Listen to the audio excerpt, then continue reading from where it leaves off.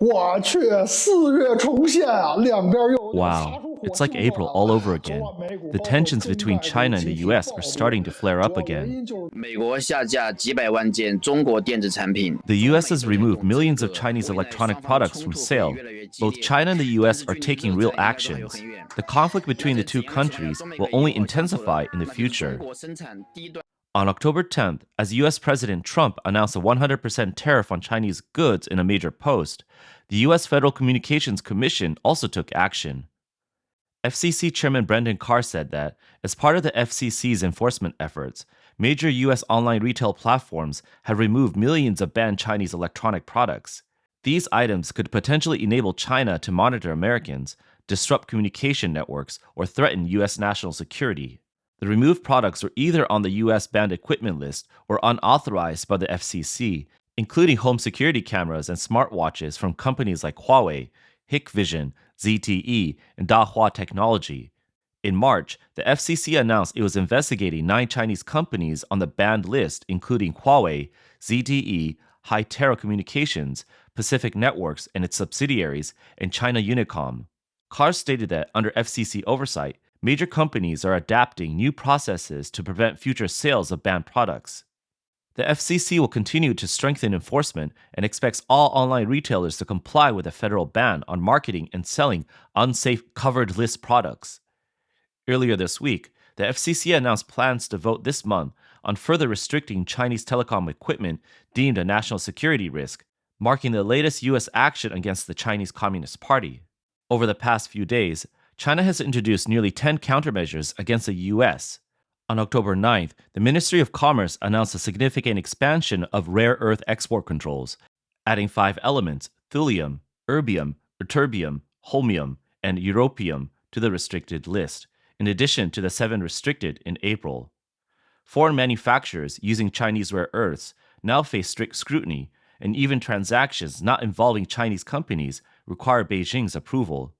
On October 10th, China announced an antitrust investigation into the U.S. chip giant Qualcomm and plans to impose port fees on U.S. ships. Some analysts view these as additional bargaining chips following China's escalated rare earth export restrictions. On October 10th, China's Ministry of Transport announced that, starting on October 14th, special port charges will apply to ships with U.S. flags, U.S. manufacturing, or U.S. capital. The U.S. swiftly responded with countermeasures. Beyond the FCC's actions targeting Chinese electronics, President Trump announced a 100% tariff on Chinese goods starting November 1st, export controls on critical software, and consideration of additional trade measures. On October 10th, Trump noted that the U.S. has multiple strategies, including targeting airplanes. China relies on many Boeing planes, which require parts and similar items from the U.S. Cerium data shows Chinese airlines have ordered at least 222 Boeing aircraft, with 1,855 in service. If implemented, these measures will impact Boeing as CFM International's LEAP engine production. Although China accounts for less than 5% of Boeing's total orders, meaning a negotiation breakdown may have minimal financial impact on Boeing, it will still pressure China's aviation industry, particularly Coma's C919 aircraft, which is already constrained by U.S. restrictions on parts exports. On October 10th, the U.S. Trade Representative announced a 100% tariff, effective November 9th, on Chinese-made ship-to-shore cranes and intermodal chassis and parts, targeting China's dominant port equipment industry. Previously, the U.S. Trade Representative initiated final Section 301 measures against China's maritime, logistics, and shipbuilding industries, imposing additional port service fees starting October 14th on ships owned or operated by Chinese companies or registered in China.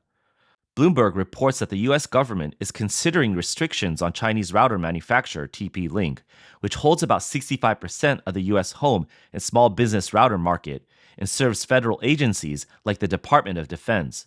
Officials believe its routers were used by CCP-supported hackers in the Volt Typhoon and Salt Typhoon attacks. Experts say these measures indicate the U.S. is applying pressure on China across energy, manufacturing, and technology sectors, marking a new phase of comprehensive confrontation in U.S.-China trade relations. The U.S. House of Representatives China Committee stated that China's expanded rare earth export restrictions are a direct attack on U.S. economic and national security interests, effectively declaring economic war. Rod Martin, founder and CEO of Martin Capital, said China's use of rare earths as a tool against the West is misguided. Martin called it a foolish move that has spurred the president to pursue rare earth resources in the U.S., Greenland, and Ukraine. He noted that if the U.S. develops refining capabilities to meet 85% of global demand, it would have sufficient rare earth resources. While China may be using this as a short-term strategy for a better trade deal, it harms its long-term interests. Martin believes CCP leader Xi Jinping is playing a dangerous game, uniting Western nations against him. Without the U.S. consumer market, China's economy would collapse rapidly as it relies heavily on exports. Martin said China's latest rare earth restrictions will have short-term market impacts, but will also strengthen the West in the long run. The U.S. will likely reach an agreement with China as China needs it. After the U.S. response, particularly Trump's announcement of massive tariffs on Chinese goods, global financial markets experienced significant turbulence, feeling the full impact of the U.S.-China trade war. On October 10th, U.S. stock markets closed sharply lower. The Dow Jones Industrial Average fell 878.82 points to 45,479.60.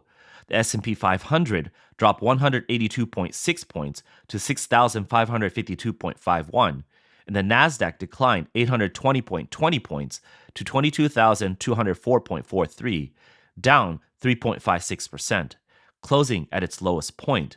European stocks also fell, with the French CAC index dropping 1.53%, plunging sharply at the close. Early on October 11th, the cryptocurrency market saw heavy losses. Bitcoin dropped 13%, falling below $110,000, with the latest price at $113,700.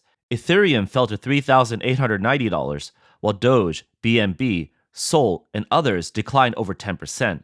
CoinGlass data shows 1.53 million accounts were liquidated in the past 24 hours, totaling $9.6 billion. The Chinese A-shares market was also heavily impacted. The chairman must have gone to sleep, but don't sleep now, don't sleep. The sky is falling. What will happen to the A-shares tomorrow? U.S. stocks have plummeted, everyone, shorting 3 times. Are the shorts really this powerful? Tonight, they're all shorting China. On October 10th, the Shanghai Composite Index fell below 3,900 points, closing at 3,897, down 0.94%. The Shenzhen Component Index dropped 2.7%, and the Chi-Next Index plummeted 4.55%. The Shanghai, Shenzhen, Hong Kong stock exchanges had a total turnover of 2.53 trillion yuan, with the net outflows of capital amounting to 125.7 billion yuan. Sectors such as electronics, power equipment, non-ferrous metals, and computers saw the most significant capital outflows. After the stock market plunge, the Chinese Ministry of Commerce seems to have shifted its tone. On October 12th, in response to China's increased rare earth export controls, the Ministry of Commerce clarified that the export controls are not a ban on exports. As long as the export applications are for civilian use and meet compliance standards, they can be approved and other companies need not worry. The ministry also emphasized that the measure's potential impact on the production and supply chain had been fully assessed and that the effects would be minimal. Political commentator Wang Hao posted on social media, stating that this shift in tone from the Ministry of Commerce was primarily a tactical de-escalation. After Trump's firm response and the severe market turbulence, Beijing realized the situation could spiral out of control, particularly if the U.S. were to implement the 100% tariff on Chinese products, which would have a significant impact on exports and employment. As a result, China hastily clarified that export controls do not mean a ban on exports, attempting to stabilize foreign investment and market confidence. Secondly, this is an internal and external reassurance. Externally, China wants to send a signal of rationality and control to avoid being labeled as a provocateur in the trade dispute. Internally, it aims to reassure local governments and businesses as industries reliant on exports such as rare earths, lithium batteries, and graphite would be heavily impacted if these measures were seen as a full blockade. Third, the long-term licensing system means that Beijing still wants to retain leverage. It does not want to fully open the market but prefers selective approvals. This ambitious control model allows China to maintain negotiating power while also de-escalating the situation when necessary. Overall, this is not a policy reversal, but rather a tactical step back. Xi Jinping is observing the US response and market trends, attempting to gain some breathing room through a change in tone. If Trump escalates sanctions in the coming days, Beijing may retreat further. This ongoing US-China battle is still in the stage of dynamic testing. So, why does Xi Jinping choose this moment to introduce countermeasures against the US? Political commentator Zhou Xiaohui wrote that one possibility is that the embattled Xi faction, in an attempt to stir up the fourth plenary session and reclaim lost power, resorted to provoking the US as a way to pressure the CCP elders who hold real power, forcing them to maintain their titles in the face of US retaliation. Another possibility is that the CCP's internal factions, party, government, military, academia, and the think tanks have consistently misjudged the US, mistakenly believing that the previous talk while fighting approach would still be effective. But would the US and Trump accept threats? Trump's response is the answer. Wang Hao further pointed out that this is primarily an externalization of domestic anxieties. China's economy is facing a triple crisis: a real estate collapse, weaker consumer demand, and the withdrawal of foreign investment. With confidence collapsing and unemployment rising, Beijing urgently needs an external struggle to divert public dissatisfaction and consolidate nationalism. The escalation of the trade war with the US becomes a familiar political script, enabling Xi Jinping to reshape public opinion and party loyalty in the face of crisis, thus realigning the system. Secondly, this is a preemptive counter to the Xi-Trump meeting. After Trump returned to the White House, he first escalated the trade war with tariffs and announced measures like port fees and chip export controls. Beijing, anticipating at the APEC summit Xi Jinping would try to push Trump to make concessions on Taiwan, had to strike first. By leveraging rare earths and the new energy chain, China hopes to force the US to make concessions in future negotiations. This is a typical use conflicts to force peace strategy. Thirdly, it reflects Xi Jinping's move to nationalize economic security. From supply chain autonomy and food and energy self-sufficiency to de-Americanizing technology, the CCP is integrating every economic policy into a strategic security framework. Export controls are not just a trade weapon, but also a statement. China is willing to trade economic costs for institutional security. One believes this self-initiated escalation of the trade war carries high risks. The rare earth and lithium battery supply chains have already seen global alternatives being set up. If China blocks exports for an extended period, it will accelerate the de-China process.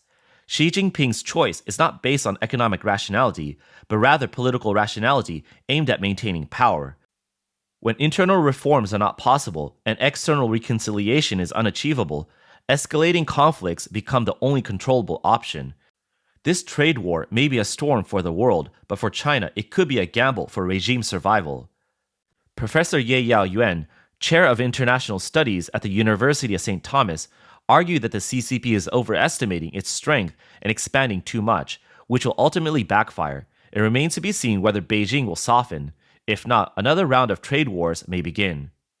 Researcher at Taiwan's Institute for National Defense and Security Research, Shen Ming-shi, noted that U.S. countermeasures will further impact China's already declining economy.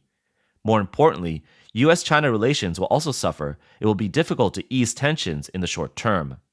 Shen further stated that if both sides refuse to back down, the trade conflict could escalate, and the key to this escalation will depend on who has the most endurance, who can handle high tariffs. The one with stronger leverage will have the advantage. On September 9th, Miles Yu, who served as the policy planning staff to Secretary of State Mike Pompeo during Trump's first term, published an article in the Washington Times titled "China in the Post-War Order: The Futility of Coexistence."